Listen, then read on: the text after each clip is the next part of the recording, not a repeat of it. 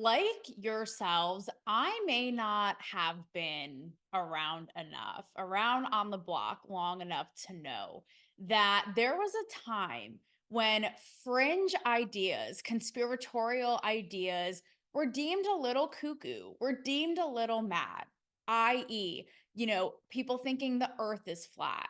Or thinking, Tupac is still alive. He is alive and well. He is somewhere chilling, or that we never really landed on the moon, it was all fabricated fake news. Like, I imagine that once upon a time, you know in this utopia that we call the Matrix, said people would be looked at and maybe ostracized or teased as if they were a little nuts, and justifiably so. But I gotta tell you, this is becoming the norm more and more on both sides of our very much unhinged culture, on both extremes.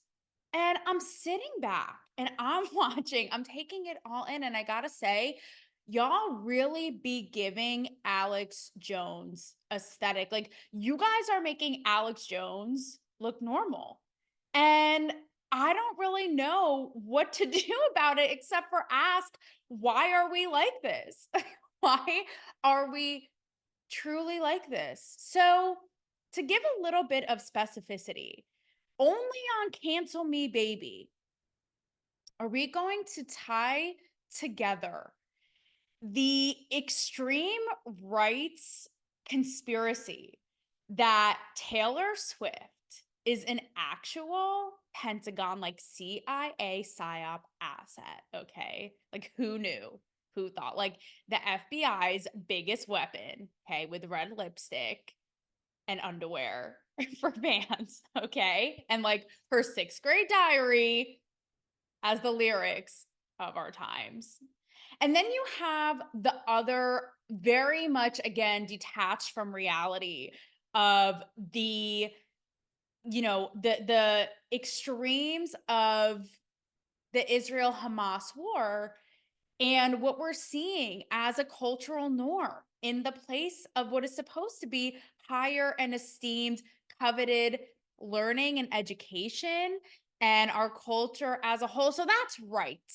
Only on this show, only with Talk to Me, Taylor, Talk to Me, Baby, are we going to tie the extremes of both sides? This is very much real. Again, very much both detached from reality, very much both, popping in their respective corners of the world that we call this godforsaken place of this country, of the Taylor Swift conspiracy believers, Taylor Swift of it all, and again, the Israel Hamas deniers of it. We're going to get to this, okay? Trust me, we are going to make it make sense. Just like Claudine Gay is going to plagiarize her next piece into her, it will all make sense, and somehow when she gets caught, she will just blame it on racism and it will just make sense to her, guys. So, okay, first things first. Yeah, it really is insane, right? Because it's like both sides of this. But the sad thing is, again, neither of these are really fringe. It's like both are taking over more and more, like Medusa turning us to stone. But like willingly, like, please turn my brain to stone, not like the hot Medusa. You know what I mean? But both of them are very much ignore the facts of reality. It's like, where are you people? Like, how oxygen deprived are you all? So we have in the news of the Super Bowl, let's talk about the extreme conservative right wing conspiracy theorists. Like, their tinfoil hat is the fashion statement of the century when it comes to the NFL. Travis Kelce, Pfizer, Taylor Swift, and the Biden administration being in cahoots. And they seriously, they are they are ready for the touchdown. They are taking this to the end zone, okay? So now that we know who will be in the Super Bowl, the Kansas City Chiefs, the San Francisco 49ers, and it was a whole big spectacle, right? Because Taylor Swift went to the stage, rushed to the stage, rushed to the field, and Travis Kelce, blah, blah, blah, blah, blah. Okay, no one cares. But here's what's interesting to me. Here are the events that have led to this conspiracy. So first you had the fact that Taylor Swift endorsed Joe Biden in the last election. Okay. Like, come out of your state of amnesia, come out of Joe Biden's state of amnesia where he can't even name a pop star. Did you guys see that video, by the way, where he's like, yeah, Britney Spears over here. Britney Spears is somewhere doing a hibachi lesson far, far away in a fairy tale land floating over Malibu somewhere. And this guy's like babbling on about all kind of pop stars, dead, alive, who aren't present at some event. I don't know. It's just really crazy. So Taylor Swift once endorsed Joe Biden. Travis Kelce, which I have my whole own theory that is very much based in reality and very much based in my experience in the inner working of Satan's lair known as Hollywood. Okay. As some conservatives would also believe. I'm going to get to that. Okay. Travis Kelce has a sponsorship ad partnership with Pfizer and with Bud Light. How could we forget? Like, it is literally the conservative trifecta of their purgatory nightmares. And what else do we have here? Yeah, that basically the Kansas City Chiefs are going to the Super Bowl, and like Taylor Swift and all of her billionaire, quadrillionaire power is making all of this happen somehow. Again, like from the depths of her Pennsylvania basement with the teardrops on her guitar, somehow concocting elections to happen and molding the masses and minds. Okay. So, because of all of this and because of all of these events, conservatives are, I'm not saying all conservatives, I'm saying there are some here that stand out. I'm going to lay them out for you, like prominent ones, okay, that have influence and effect, are on this. They're seriously convinced. They are convinced that Taylor Swift somehow, I don't know, maybe she managed to sing Joe Biden some kind of melody to the sound of Kamala Harris's like hyena laugh and it woke him up out of a coma state. I don't know. But somehow, again, they're convinced that this is all contrived. This is all staged together for Biden to win the next election, i.e., Taylor Swift starts dating Travis Kelce. What do you know? He partners up with, Pfizer and Bud Light, like Progressive's wet dream. Next thing you know, they're going to the Super Bowl. Next thing you know, Taylor Swift is going to go to the Super Bowl, and Taylor Swift being involved in infiltrating the NFL has already broken StubHub, Ticketmaster, like NFL views, all of this stuff, right? And so what do you have it?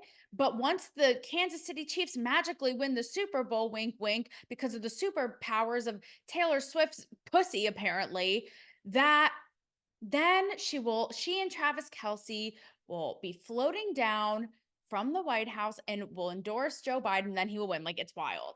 So here are some examples. Jesse Waters, Fox News host, did a whole segment earlier this month, okay, about how Taylor Swift could very well be a Pentagon asset, okay?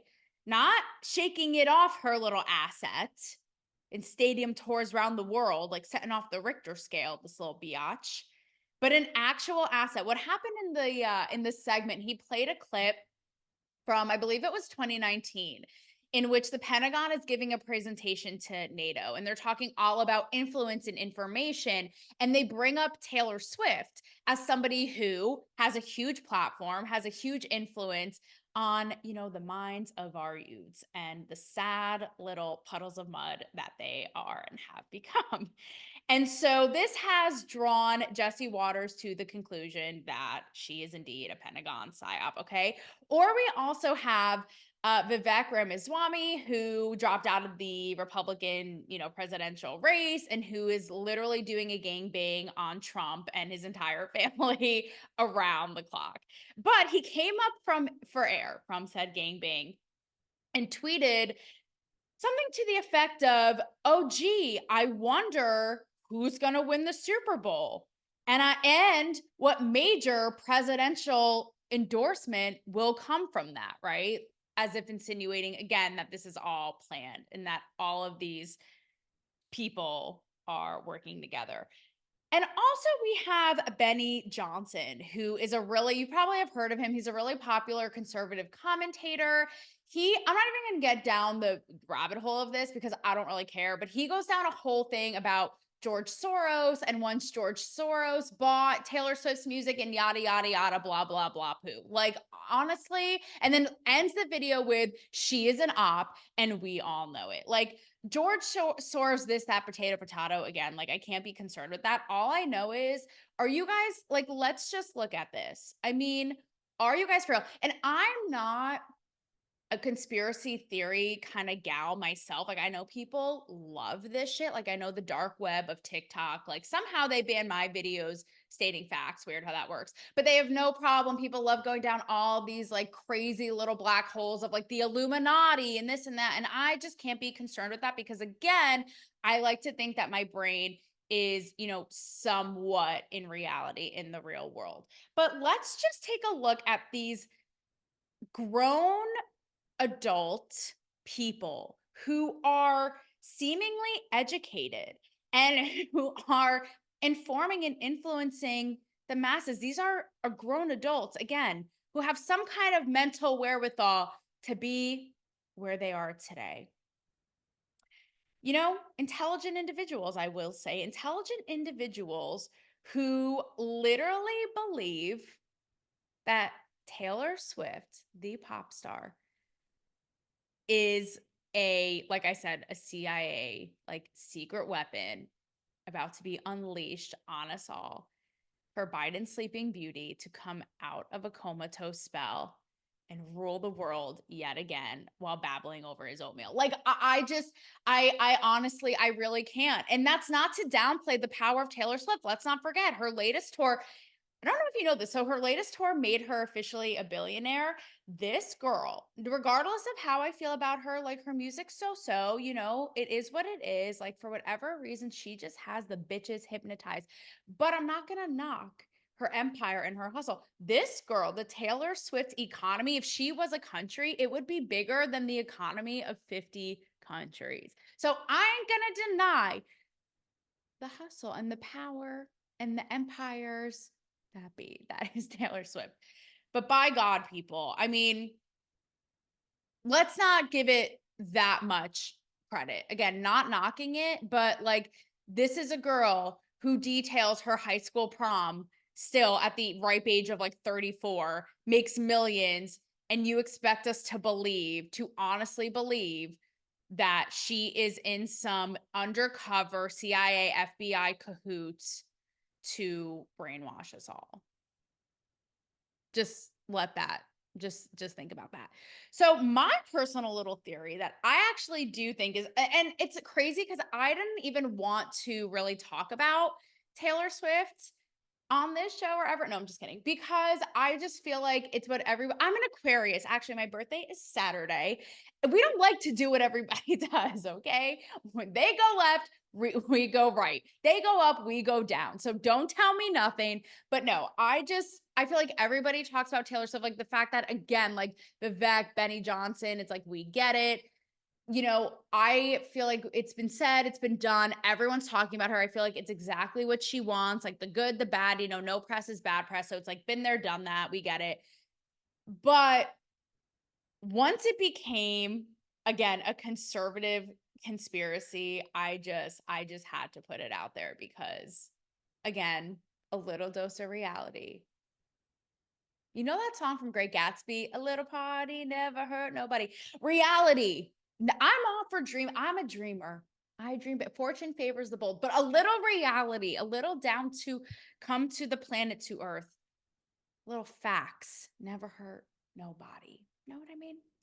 So that's why I had to say that. But anyway, my personal theory about all this, yes, despite the fact that I try to avoid talking about her as much as I can because I see it everywhere. We get it. We're tired. It's fatigued. We're over it.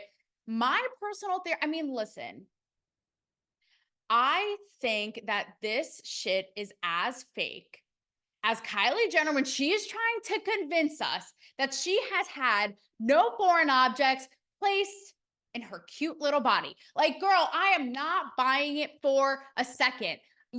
I'm not. I am Jack. I am Robert De Niro with the lie detector test and Meet the Parents. Like, I'm going to wire you up, bitch. I'm going to sit you down and we're going to get down to it because I'm not believing this Taylor Travis nonsense for a minute. I think that this is publicists. Their publicists need a raise. They need a bonus that will be our ticket out of here and that will get us out of here because I'm just not buying it. I think that it's so, I don't know. I just feel like it's so fake. Again, like with anything in life, the faster it goes up, the faster it comes down. It just feels like, what are the chances? It's like the NFL. I mean, I may even sound a little kooky right now. Fine, sue me, but you can take all of my $5, have fun with that, and go to town. No, but what are the chances? It's like, the NFL is the last uncharted territory that Taylor Swift has infiltrated. Mega influential entertainment beast of our zeitgeist, and taps into that, like, is best friend skipping with Andy Reid. Travis Kelce, like, okay, none of us knew who he was, let's be real. And now it's like this whole public spectacle where they're on the field and like kissing, and her red, like, suddenly she knows every single, like, name a play, bitch. Name a football play. Now suddenly she's at all these games and with the parents and literally is like a linebacker herself. I'm just not buying it. And I think that it's publicists at work doing their thing. I think she's going to have a ripe album, a ripe tour. It will have legs for decades after this. Travis Kelce is reeling in the publicity. Like, this guy can thank his lucky stars that the wheel of publicity fortune didn't land on any other given NFL player but him. And both can be on their merry way. It's just this big public spectacle. And it's like, when you got to try that hard, and it's so, even the videos when they first started dating of like them running up to each other when she was getting off stage, and like, okay, it happened to, it's like when celebrities don't act like they call the paparazzi. It's like, you're at the perfect 90-degree angle from the camera and putting your arms directly over him. So like, it's just fake, fake, fake action cut. That's all I have to say. I'm just not buying it on that end. So I think, like I said, it's a publicity, a PR dream, and that's what I think. So you can come at me with that, and I really don't care. And then also, how could I be remiss if I did not also mention, this isn't hardcore conservatives per se, because not all conservatives are Christians. I feel like the two often get, interwoven, and people overlap and put them all in one camp. But like, let's not overlook the extreme Christians I have seen who firmly believe, forget the government psyop, who think that Taylor Swift is an actual witch here on earth, reincarnated as a spawn of Satan to carry out his work. And like, they will dissect, You Belong With Me with her in her pajamas dancing around in her bedroom, and somehow link it to the devil himself and say how it's all this, satanic ritual getting into the minds of youth. So anyway, that's a little bit on that.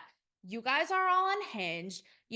Take a shot, listen to a Taylor song or not. I really don't care, and get with reality. So then we have the other side now of the extreme, which is, unfortunately, for normal liberals, have been lumped in with the extreme, like, far left, which you would call woke, completely detached from facts and reality in their own way, which is really crazy coming from the people who are all about, like, follow the science, follow the facts, what have you, right? So we're seeing a response to the Israel Hamas war. And again, this is, how I feel about it. We haven't talked about it in a minute in depth, and maybe I'll do, it's ongoing, of course. Maybe I'll do an episode in the coming weeks to touch base on it all. But this is not to go down the rabbit hole and in the weeds of the long running deep conflict and the who's oppressing who and all this, right? I'm just talking about what we're seeing, kind of higher level look into this, what we're seeing culturally as a response when it comes to, again, higher education and institutions of higher learning. i.e., Ivy League schools, i.e., some of the most prestigious in the world, which some people choose to reside on. I don't know. I'd like to think you, like me, are some of them.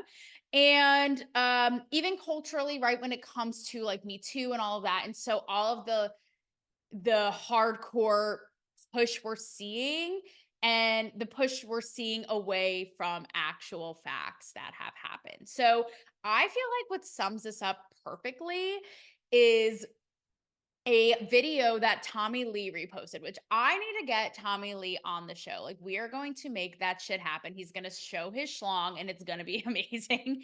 I'm going to Me Too him so hard now. But speaking of Me Too, so he reposted an Instagram of Noah Tishby, who is Jewish queen, and she's an Israeli, she was an actress, she's become a huge activist and huge in all of this. And she was at Sundance. It's a video of her confronting pro-Palestinian protesters at Sundance, up in everyone's faces, right? And she's asking them questions. And these people have literally no idea what the hell that they are talking about. Like, and this is a big problem with all of this, including what's going on college campuses and with TikTok, but these kids know literally virtually know nothing. Like, they spew out all these intellectual words and they have actually no idea what the facts were and have them all twisted up. So these people in this video have literally no idea what they're talking about. And Tommy Lee captions it perfectly. And he literally says, "Are people this fucking stupid?" Question mark. And it's like, right, where's the Pulitzer? Because this literally just says it all. So again, some specificity for you, some hashtag facts, because how could we forget? So let's talk about really quickly education and higher learning, right? So of course, when it comes to all of this, we have the testimonies from the presidents of colleges like Harvard and UPenn and MIT that were truly embarrassing for the fabric of our American soul, in which they were confronted and they were asked, does it go against your code of conduct? Does it constitute harassment to call for the genocide of Jews, to call for the genocide of an ethnic group? These ladies were just stumped. They could not, I mean, keep in mind, these are the same people, and I detailed this in a recent episode, who put actual policy in their institutions in place in which constituting for hate and harassment were things like, a sandwich being made wrong, a wrong pronoun, a wrong bathroom, what have you, right? But calling for the extermination of an ethnic group, they're sitting there with their smug, you know, little mean old faces and just really pondering and thinking about, not even pondering, but just so smug and sly, saying it just really depends on the context. Like, we are free speech advocates, But again, like, if you make grilled chicken the wrong way, you're really insulting that other ethnic group. And so we're going to have to ban you from the campus. Like, it's truly almost comical. So that's one that's just out of fucking control. That you just can't condemn that immediately off the bat, full stop. Like, I don't know. It seems like harassment to me for someone, on my campus to out loud and in broad daylight want me dead, but maybe not harassment these days. I don't know. Like, facts are facts again, I guess, to them. So there was also, when everything was happening after October 7th, everything, all the atrocities and the horror, documented again in broad daylight, in video and photo, a Cornell professor, his name is Russell Rickford, I believe in the Department of History, cheering on Hamas, another Hamas, sympathizer of our time, saying how exhilarating, these are his words, exhilarating and energizing the massacre at the hands of Hamas was that day. Okay. Who else is unhinged here? Oh, we have a tenured UPenn professor who said that, and I quote, Israel is the epitome of anti-Semitism. Like, right, right. Cool. Noted. It's like the same logic that I said in one of my recent episodes of like how Asians who are succeeding too much in our college campuses are white supremacists. Okay. Like, what are we saying? Same thing. It goes right. It's like, you know, the little cattle out there who are about to be our burgers, like they are the epitome of animal slaughter. Like they do this. It's like, what? I absolutely fucking cannot. But perhaps, I mean, they're all equally deranged, so pick your poison. But one of the craziest that I saw was a new video of an NYU professor. Again, this isn't your local community college. This is esteemed and pretty crazy. So we had an NYU professor, Amin Hussein. I watched the whole thing. So this isn't out of context for you, Claudine Gay, and the other ladies who are, misplaced their brains today and their moral compass. He is just really kind of writing everything off. When he talked about violence against Israelis, the students laugh. Okay. And then he literally says, and I quote, "We know it's not true." We know it's not true. Right, right. And the earth is flat. And the earth is flat. I mean, okay, I'll say that. So another really psychotic example, and I've talked about this on the show as well, right? Is the dialogue, or unfortunately and hypocritically lack thereof, around all of the violent rape. And when it comes to Me Too, again, the same people who were outraged about pay gaps, or a comment Trump made, or Brett Kavanaugh, not only have nothing to say about the rapes, the brutal mutilations and rapes that occurred October 7th, but went as far as to say that they didn't actually happen. I fuck you not. Okay. So we've had people, again, mysteriously, even organizations like the Red Cross. You have entities and people who are famous for talking about, you know, crimes like these, rape, misogyny, what have you, and atrocities in other countries. Emma Watson, Michelle Obama, right? Silent about this. But one that will really tickle you today is none other than Brianna Joy Gray. She was a former campaign press secretary for Bernie Sanders. She is currently, hey, keep in mind, these people, again, are currently out and about with their megaphone, loud and proud, out in broad daylight, influencing the masses. She is a TV host on the Hill. Okay. So this is the same woman when everything was going down with Brett Kavanaugh. Okay. She said, and I quote, this is a tweet: "The burden is on Kavanaugh to rebut it." AKA, the burden is on Kavanaugh to rebut the evidence and the claims against him regarding sexual assault, right? From Dr. Ford at the time.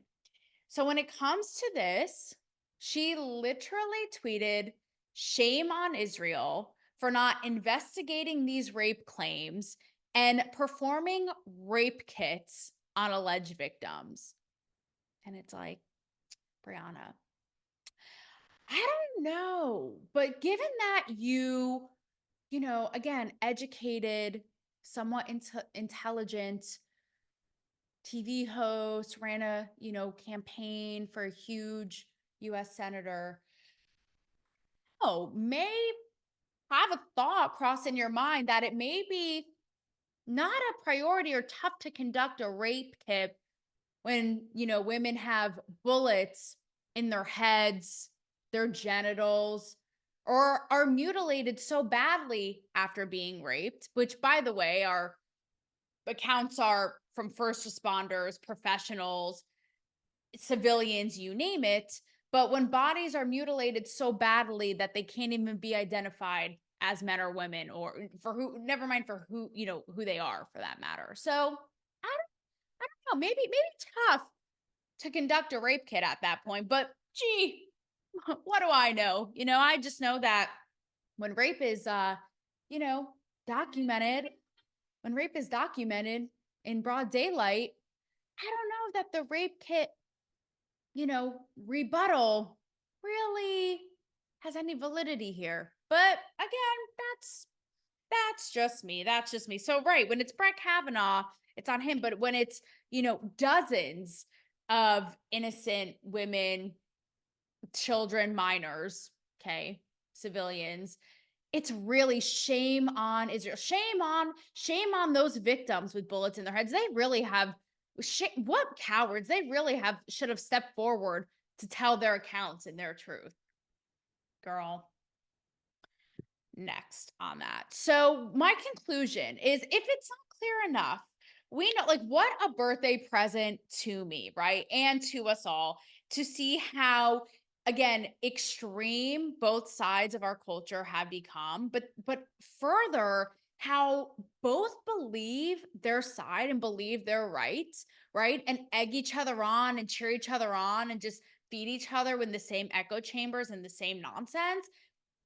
But they cry they cried out about the other side too, which is so insane to me. It's like, I don't even know if they're aware. I don't even know if they're aware that they do it. And so with all of this, all the stereotypes about both sides of the extremities, you guys aren't doing yourselves any damn favors. It's not helping us. So just to kind of like be aware of that, like, what I know, it goes without saying, right? What you're taking in and what to believe. But further, and again, this is, I don't even have a definitive answer for you. Often I'll leave you with a question or something to think about, but all of this really makes me think, how do we why I know I joked at the beginning, like, why are we like this? But it really makes me think, how are humans so susceptible to this? And I know that this is a whole other rabbit hole, and this could be a whole other episode in and of itself when it comes to social media and algorithms and tribalism. But to really consider, where does this all come from, and why is it so easy for us, especially in this day and age where I'd like to think I'd like to think we've evolved from the cavemen, but I don't know, not so much, that why it's so easy for us to be in the state that we're in right now.